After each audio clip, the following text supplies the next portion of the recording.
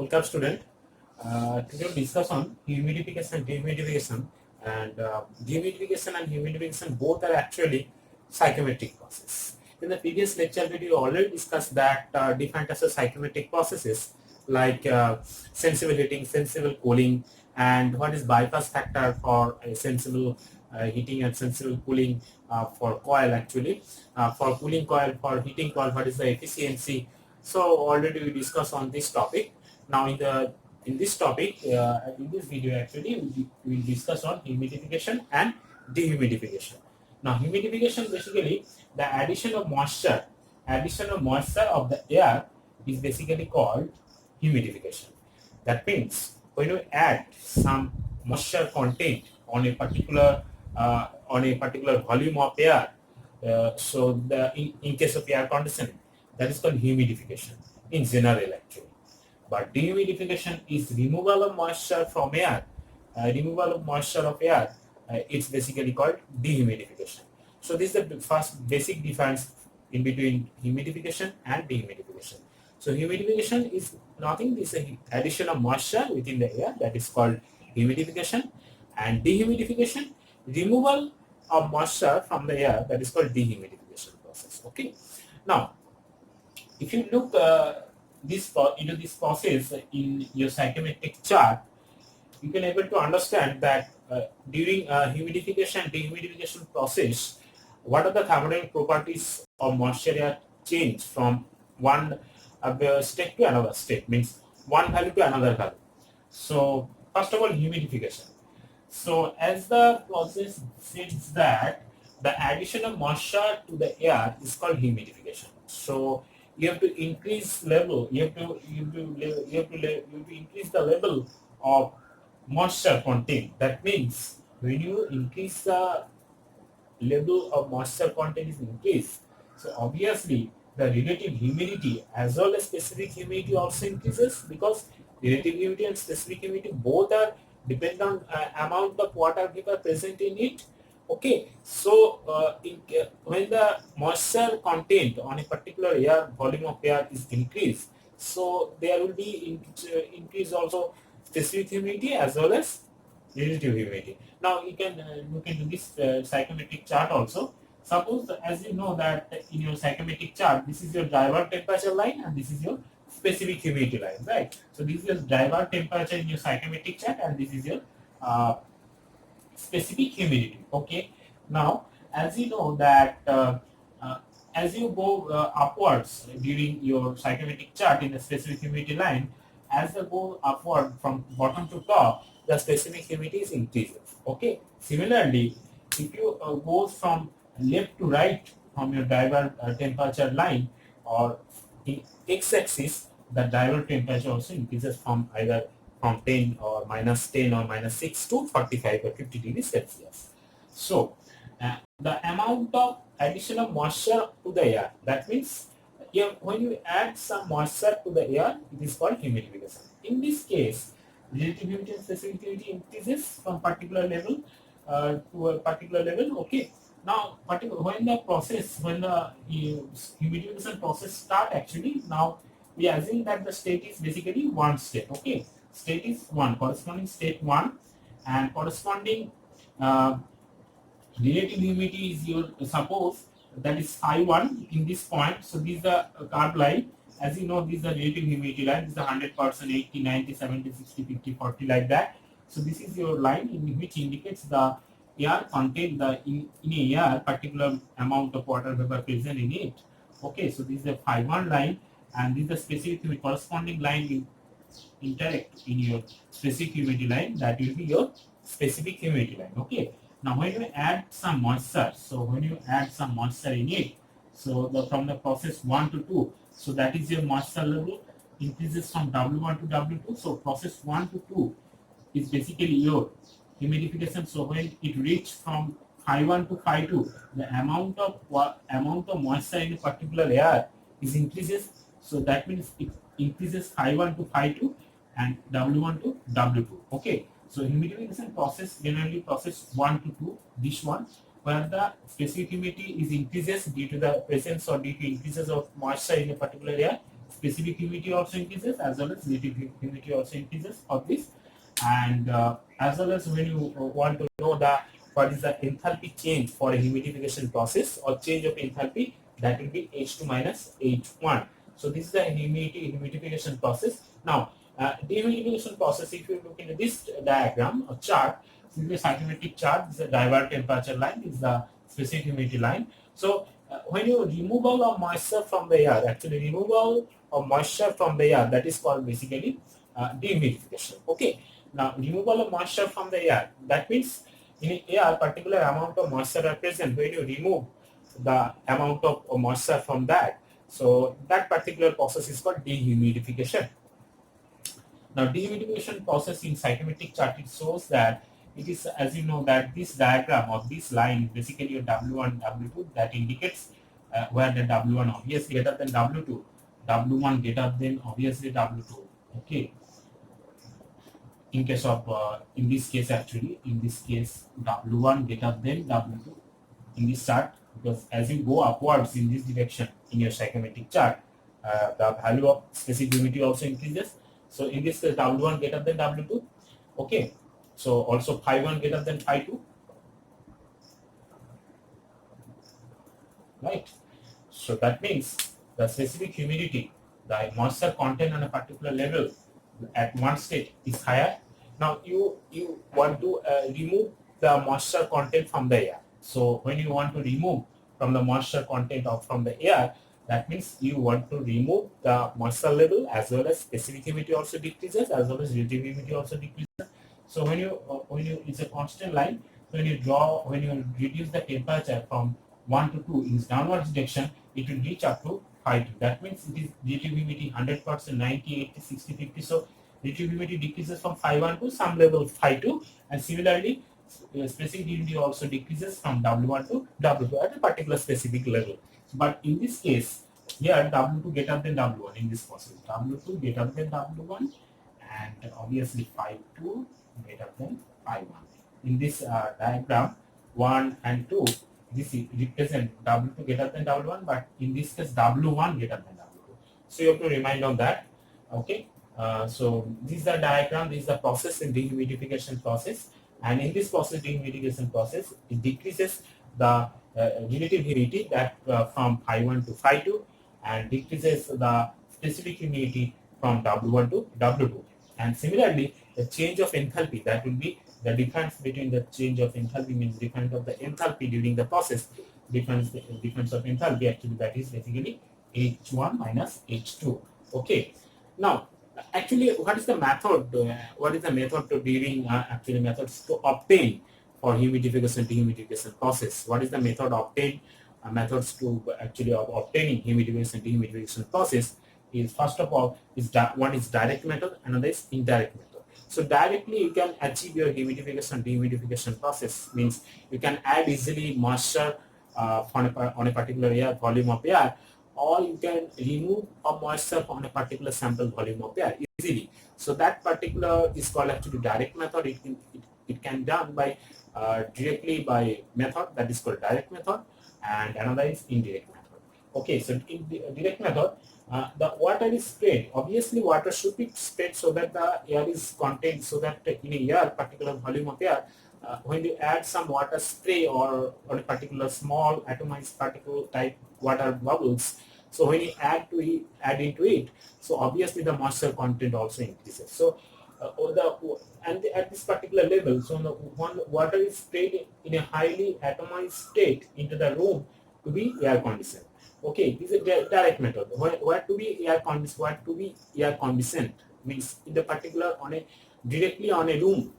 You can apply on that on a directly on the particular space where to be air conditioned. But in case of indirect method, what is introduced into the air with the help of air washer. So air washer is an external device.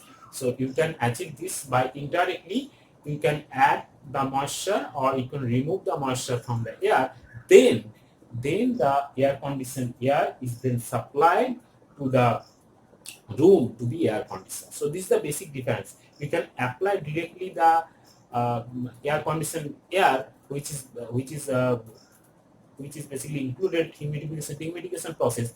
But indirect method actually you can get this, but indirectly means firstly you just go through the humidification process, dehumidification process, then this air condition moisture removal, moisture added or moisture removal air or air conditioning air, you can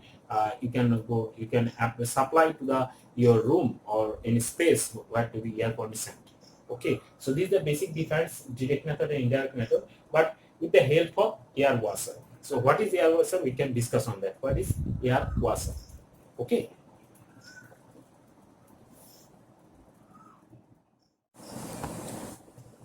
So this is the indirect method, and this is the air washer part in which the air is entry point is here, okay, and through which the air is in, okay, and this is the pump, makeup water, this is the pump, this is the heating and cooling coil, and this is the spray header or spray nozzles through which the water can spray and it mixed up with the air and it comes out from the air washer, okay.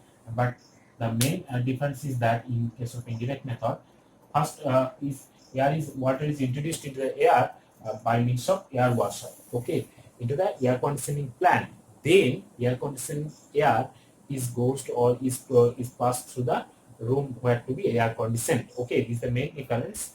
And this is spray nozzle, how it works. Now this air is in this channel, and this is a makeup water. There are some liquid are stored here.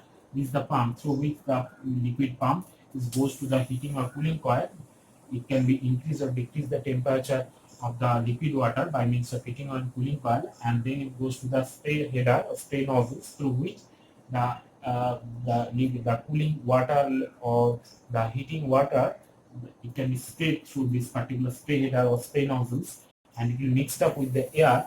And after when they are mixed, okay, when they are mixed with the moisture, when they mix with the water bubbles, so they will increase the level of moisture content. Okay, when they are increase the moisture level content, then after some time the air will be out. Okay, so in this method actually, by this method actually, you can increase the level of moisture content on a particular air. So the air washer humidification may be accomplished in the following three ways. What are those ways? First is by using recirculated spray water without prior heating of air. This is the first condition. Second condition is by preheating the air and then washing with recirculated water. And number three, by using heated spray water. So in this way, we can achieve the air condition humidification process. Okay, as well as you can do this same, but but in case of dehumidification process, only thing is that you have to remove the moisture from the air. So that's all for dehumidification process. Now this is a sensible heat factor. So sensible heat factor, as the name suggests, the sensible heat factor solid is called SHF. Okay, and you know that total in psychometric chapter, in psychometric process, the total heat means the summation of sensible heat plus latent heat. Now what is sensible heat? Now sensible heat is basically used to increase the temperature of the body, or substance, that is, as you know, that is a sensibility or sensible heat, and it does not relate with the change of phase like liquid, gas, vapor, solid. And in case of latent heat basically used to increase the level of specific humidity or relative humidity without the change of temperature. So it is just sensible heat are basically used to increase the level of the temperature of the body, but latent heat is used basically to transfer or to increase the level of specific humidity without the change of temperature of the body. So these are the main two heat that basically used in psychometric process, and the total heat content, that is basically sensible heat plus latent heat. Okay. Now when you discuss the sensible heat factor, now solid is called SHF. Now SHF is basically the ratio between sensible heat divided by or to the total heat. Okay. This is basically sensible heat factor, and in sensible heat factor in your psychometric process or psychometric chart is basically in seeing your right side of your diagram in basically beside or specific humidity that indicates just sensible heat factor. Okay.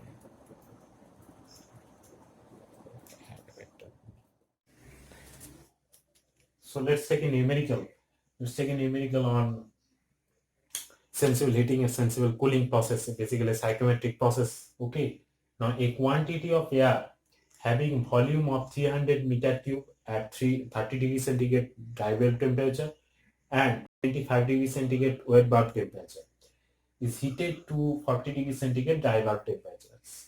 So the volume of air that is given 300 meter cube and the initial condition of the dry bulb temperature that is given as 30 degrees centigrade. Okay, and the wet bulb temperature, corresponding wet bulb temperature, that is 25 degrees centigrade.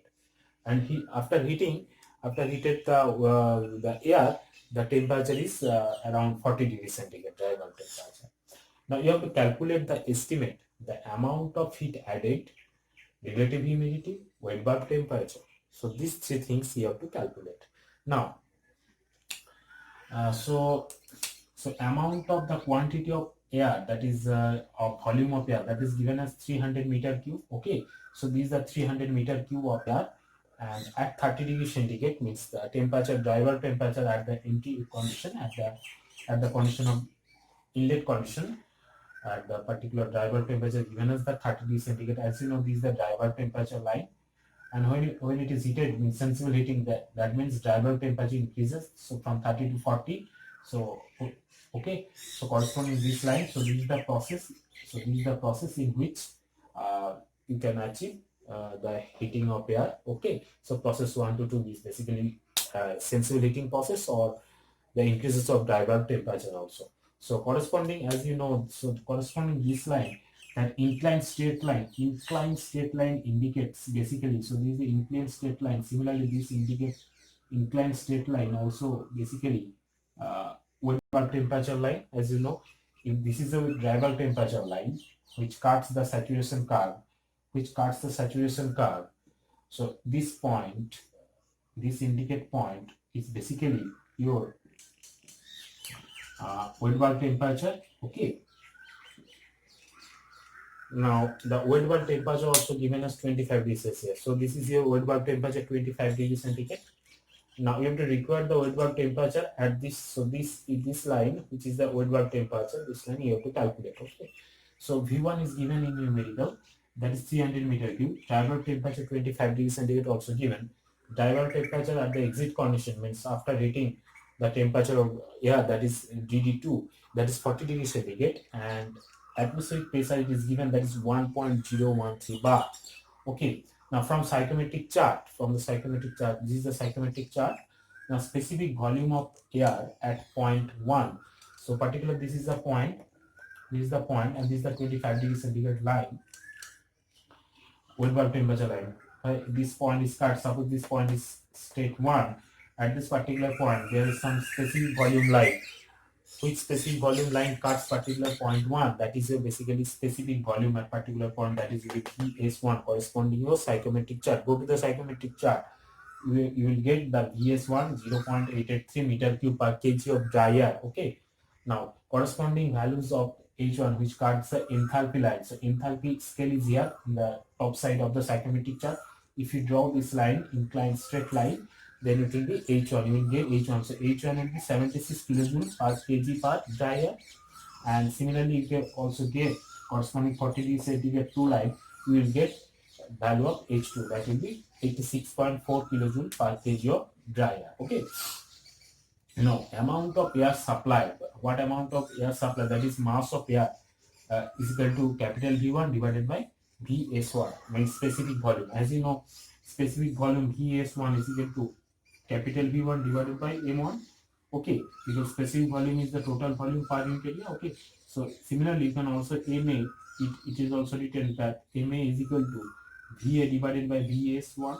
So VA is basically total volume, that is 300 meter cube it is given, and VS1, that is the specific volume at particular state 1, that is 0.883, which is calculated from the psychometric chart. So put these values V1 and VS1, you will get 339.75 kg. So mass of amount of air supplied, that will be 33.75 kg. Okay, now amount of you have to calculate the amount of heat added. Okay, estimate the amount of heat added. That will be Ma into H2 minus H1, because as you know that in case of sensible heating process, means in case of sensible heating process, the heat addition means the amount of heat added, that is basically the change in enthalpy.